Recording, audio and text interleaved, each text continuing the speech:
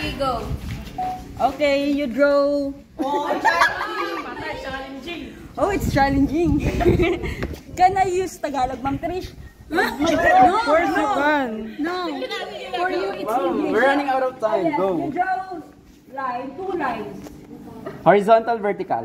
No, it's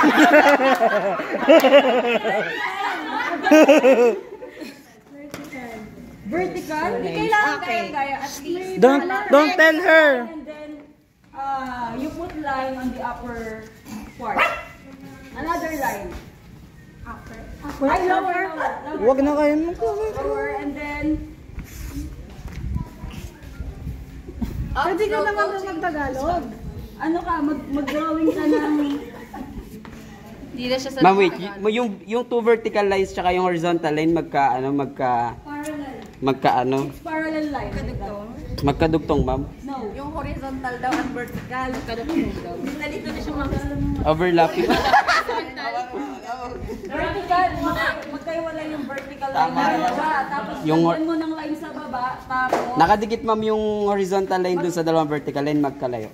siya yung nagdudugtong sa dalawa. Sa baba. Then, Malapit na. Malapit na. drawing mo, mag-drawing ka ng kaunti lang na line pa slant, upper. Shit, nakuha ko nila.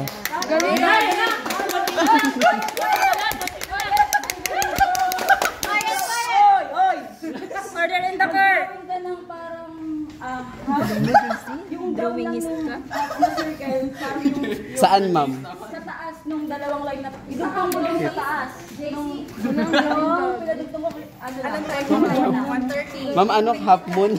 And then half moon, pero yung line niya nasa labas. Yung palay niya sa labas. Yung circle, di ba yung may circle ka? No, Opo. kalahati lang nun, Okay po. yung baba lang may drawing mo.